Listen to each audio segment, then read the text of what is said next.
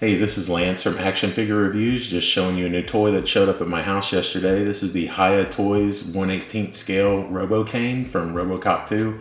He's the bad guy, the antagonist from Robocop 2.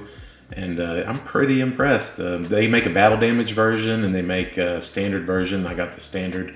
Still, they put a little bit of wear into the paint. I'll show you here in a moment.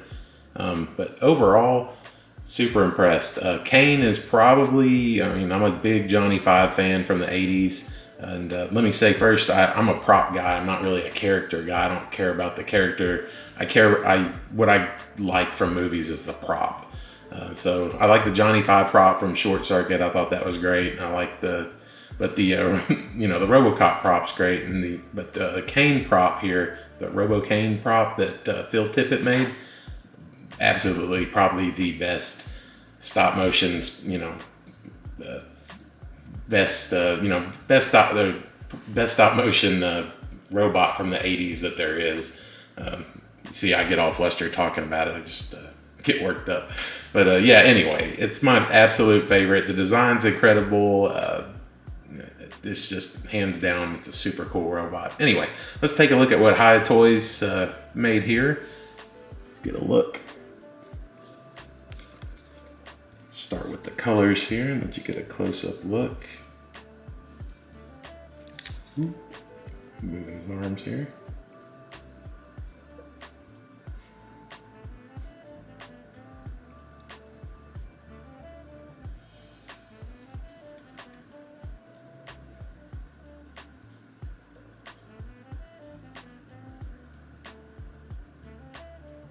His legs.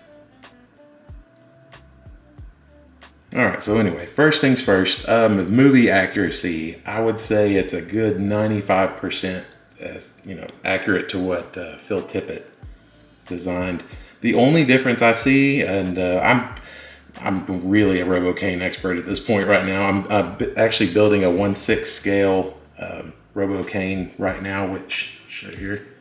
You 3D print all the parts and whatnot, and assemble it. You have to drill and tap everything, yada yada. Anyway, I'll make a video for it later. But so anyways, what I'm getting at is I am intimately familiar with every single part on RoboCain, and as far as accuracy goes, definitely at least a 95, if not 98. The only difference, real difference, is it's missing some space in the back. There's more air in the back. They kind of tried to seal everything up tight to where there's no air gaps or anything. And I understand that it's probably for production reasons, but as far as accuracy goes, if you're looking for absolute accuracy, that's the part of this model that kind of is not truly perfectly accurate, but all the pieces are there. This little plate up here, this upper plate, they actually added to fill in that gap, so you can't see all the hoses and everything that you would normally be able to see on the robot. But anyway, let's get to paint here. I would say paint, 8 out of 10 for sure. They did a great job. It's got the correct sheen that it should have, where all the armor is kind of an aluminum steel color, and then the actual upper armor, the upper body armor, is kind of a metallic gray.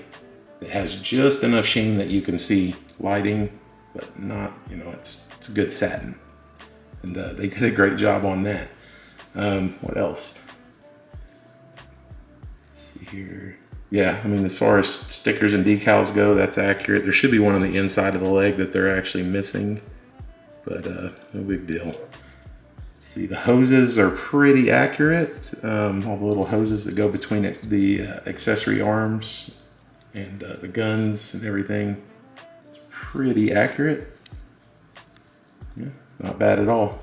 So anyway, let's get to, paint looks good. So let's get to articulation. And we'll start up top. The head can look a little bit in each direction. A little bit of up and down. Okay, and then the assistant arms. Let's go ahead and you can rotate his whole shoulder here. So you can put the arm or the assistant arm higher or lower. You got one point of articulation right here for the actual pincher, and a second point, and a third point. And it can come out as well. It doesn't twist. Really, I hope I'm picking that up. It's really good detail. That picture looks right. Fold that back up here.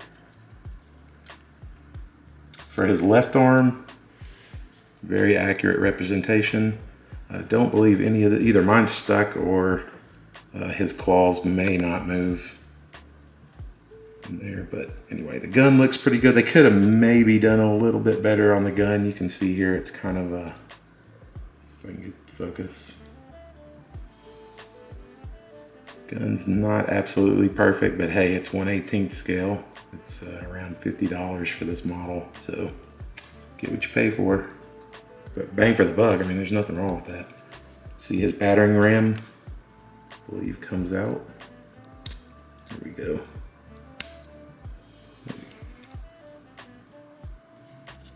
Looks very accurate.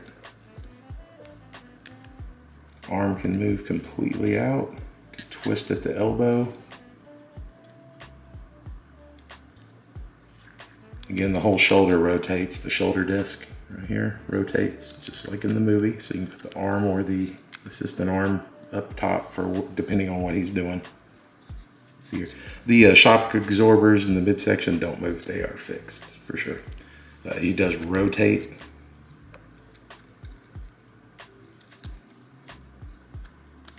There we go at the waist.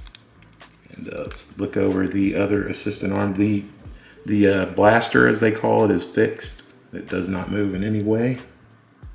And his welding, or torch cutter, sorry, arm has 1, 2, 3 points of articulation, just like the other side. Let you get a close look at that there. Beautiful work. They kind of had to seal this in where normally, you know, you'd see the copper strands and everything there, but I mean, that would be so small. Again, for the price, you can't beat it, but they can't do everything. And the right arm, 1, 2, 3 points of articulation is correct. His thumb moves. Move each of these. And that moves up and down. So 4 points, sorry. Movie accurate there. That right arm is dead on. All right, lower half. You can see very movie accurate. I mean, they did great job. I mean, there's some tiny little springs in here that, you know, recoil for its calf, I guess, area. And they put the kind of half disc brake rotor looking things are there. I mean, beautiful work. The toe, we'll start from the bottom up on this end. The toes move. Mine are kind of sticky. I noticed when I was testing it earlier. There we go. The toes do move, but mine are a little sticky. Ankle moves. Then you've got knee movement. Pretty good knee movement.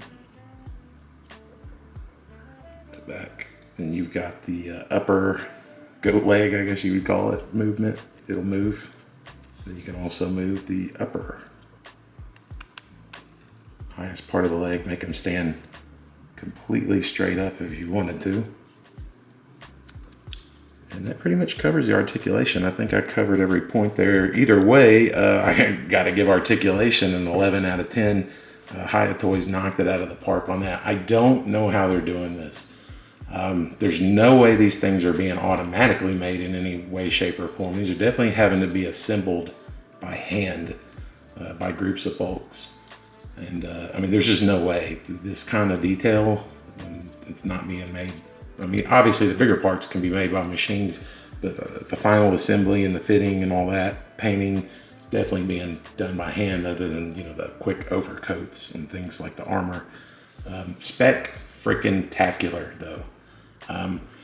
Excuse me, 1/18 for 1/18 scale. This is absolutely incredible stuff. For $50, this is absolutely freaking incredible stuff. If you like RoboCain or if you're a fan of Robocop, you need to get one of these while they're still making them. These are freaking incredible. And in 30, 40 years, these would be great for your kids to have. Even if they're not fans of them, they're going to be, I mean, this is the kind of stuff that's going to be looked back on in 20, 30 years.